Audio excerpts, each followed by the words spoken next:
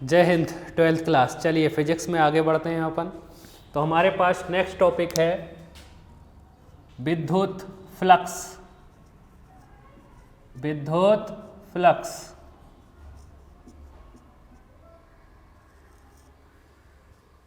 Electric flux. चलिए सुनिए होता क्या है इलेक्ट्रिक फ्लक्स। सबसे पहले इसको समझ लेते हैं। देखिए मान लीजिए हमारा बोर्ड कोई विद्युत क्षेत्र है।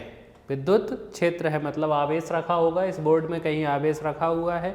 आवेश के चारों ओर का क्षेत्र विद्युत क्षेत्र कहलाता है। ठीक है, पहले ही पढ़ चुके हैं अपन। तो हमारा बोर्ड ये कोई क्षेत्र है। इस क्षेत्रफल में कोई एक पृष्ठ या सतह रखा, कोई एक सतह या पृष्ठ रखा हुआ है। पृष्ठ या सतह रखा हुआ है जिसका क्षेत्रफल अपन मान लो S मान रहे हैं। इसका क्षेत्रफल कितना मान रहे हैं? S मान रहे हैं। इस सरफेस, इस सतह का क्षेत्रफल S मान रहे हैं। ठीक है, तो इस क्षेत्रफल, ये जो विद्युत क्षेत्र के अंदर ये जो क्षेत्रफल रखा हुआ है, तो होता क्या है, इस क्षेत्रफल से जितनी भी बल रेखाएं गुजरती हैं, निकलती हैं, उनकी संख्याओं को कहा जाता है विद्युत फ्लक्स। उनकी संख्याओं को क्या कहा जाता है?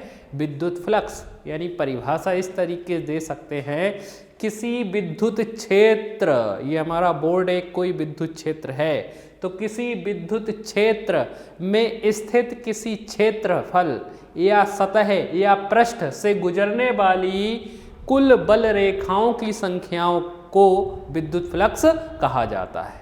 ठीक है, एक बार फिर से सुन लीजिए। किसी विद्युत क्षेत्र में स्थित किसी पृष्ठ के अभिलंबवत गुजरने वाली कुल बल रेखाओं की संख्या को क्या कहा जाता है? विद्युत फ्लक्स कहा जाता है। ठीक है, फिर से सुन लीजिए क्या होता है विद्युत फ्लक्स। और ये जो बल रेखाएं निकलती हैं इस पृष्ठ की कैसे निकलनी चाहिए? अभिलंबवत निकलनी चाहिए। उनकी ही संख्याओं को क्या कह दिया जाएगा? विद्युत फ्लक्स कहा जाएगा। ठीक है, तो एक बार फिर से सुन लीजिए।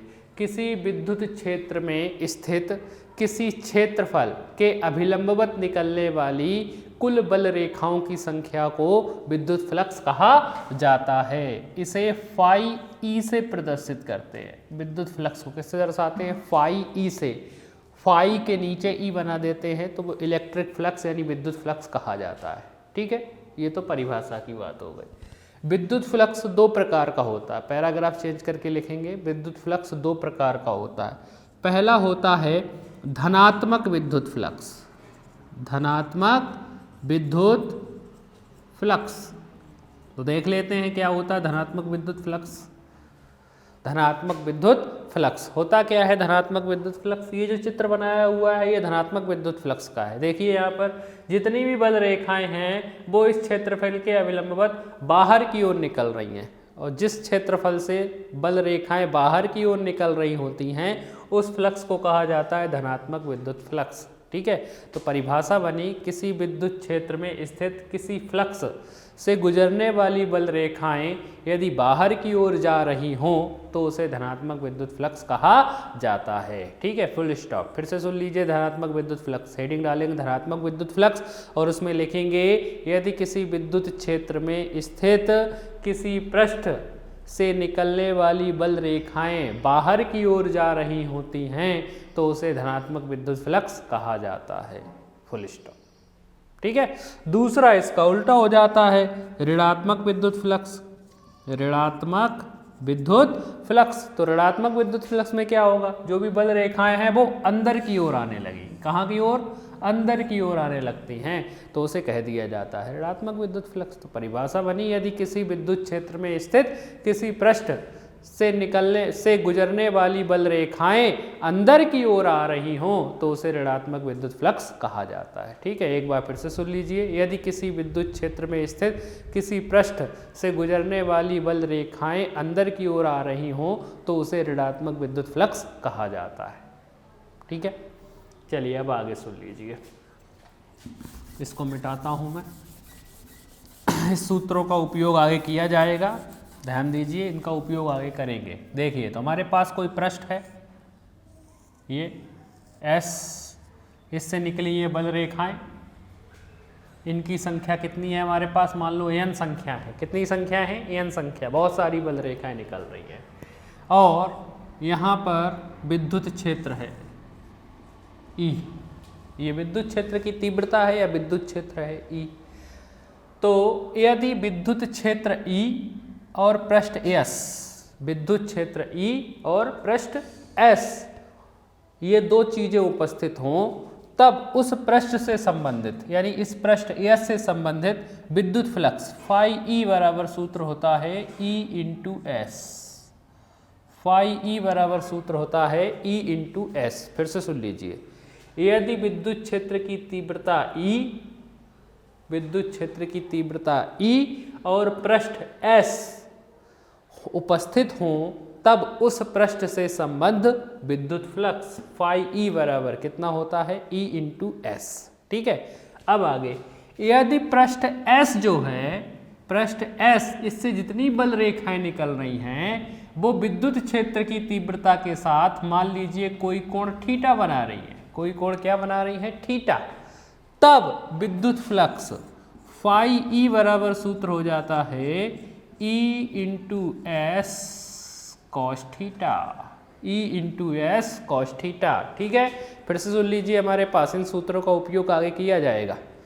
एक बार फिर से सुन लीजिए, यहाँ पर यदि विद्युत क्षेत्र E और पृष्ठ S उपस्थित हों, तब या विद्युत क्षेत्र की तीव्रता E और पृष्ठ S उपस्थित हों, तब उस पृष्ठ यानी S से संबंध विद्युत फ्लक्स फाई E बराबर सूत्र होता है E इंटू एस।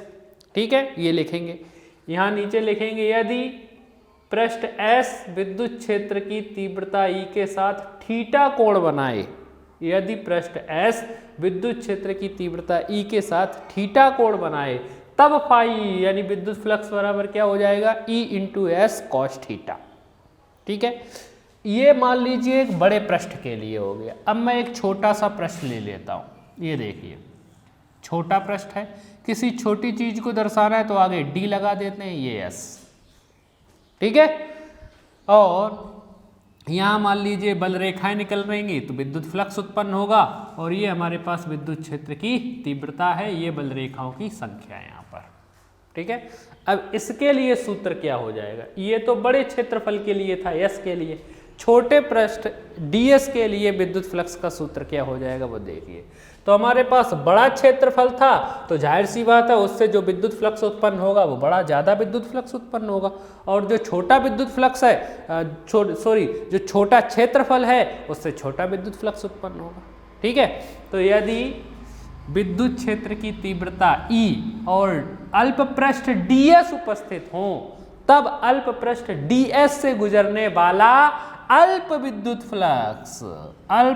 फ्लक्स यानी d फाई E बराबर क्या सूत्र हो जाएगा, E इंटू ds। देखिए सूत्र वही है लगभग, ये बड़ा विद्युत फ्लक्स था ज़्यादा तो फाई E लिखा, ये छोटा है या अल्प है तो d फाई E लिख दिया। ठीक है, बड़ा क्षेत्रफल या पृष्ठ था S या छोटा पृष्ठ हो गया ds, तो ये सूत्र हो जाएगा। अब आगे, यदि विद्युत क्षेत्र की तीव्रता E जो है पृष्ठ S ds के साथ थीटा कोण बनाए,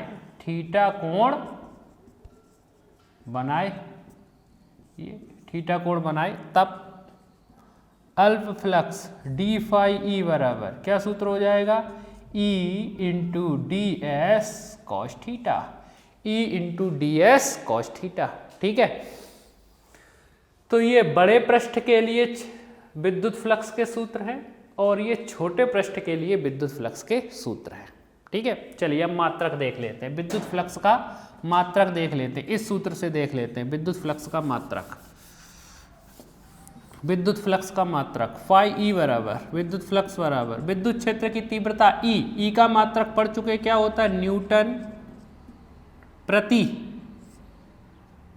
कूलम, न्यूटन प्रति कूलम। विद्युत क्षेत्र की तीव्रता का मात्रक न्यूटन प्रति कूलम इनटू में पृष्ठ S क्षेत्रफल है, पृष्ठ S सतह क्षेत्रफल है, क्षेत्रफल का मात्रक मीटर स्क्वायर, क्योंकि क्षेत्रफल हमेशा वर्ग में होता है, मीटर में है तो वर्ग मीटर लिखा जाएगा, सेंटीमीटर है तो वर्ग सेंटीमीटर लिखा जाएगा, ठीक है, मीटर में लेके चल रहे हैं। तो विद्युत क्षेत्र की तीव्रता का मात्रक न्यूटन प्रति कूलम और पृष्ठ एस यानी क्षेत्रफल है तो मीटर स्क्वायर, ठीक है। बस इसको सॉल्व कर लेते हैं। तो फाई ई बराबर ऊपर का गुणा ऊपर यानी न्यूटन इंटू मीटर स्क्वायर प्रति कूलम, ठीक है। या और सॉल्व करना चाहे तो और सॉल्व कर सकते हैं। न्यूटन इंटू मीटर स्क्वायर, ऊपर का गुणा ऊपर होता तो वैसा ही, नीचे कूलाम की घात कुछ नहीं प्लस की 1 है, नीचे कूलाम की घात कुछ नहीं प्लस की 1 है, ऊपर जाके काय की हो जाएगी माइनस की 1, तो कूलाम इनवर्स हो जाएगा, यही हो जाएगा। या इंग्लिश के अक्षरों में लिखना चाहें तो वैसे लिख सकते हैं newton metre square coulomb inverse, ये हो गया, ठीक है।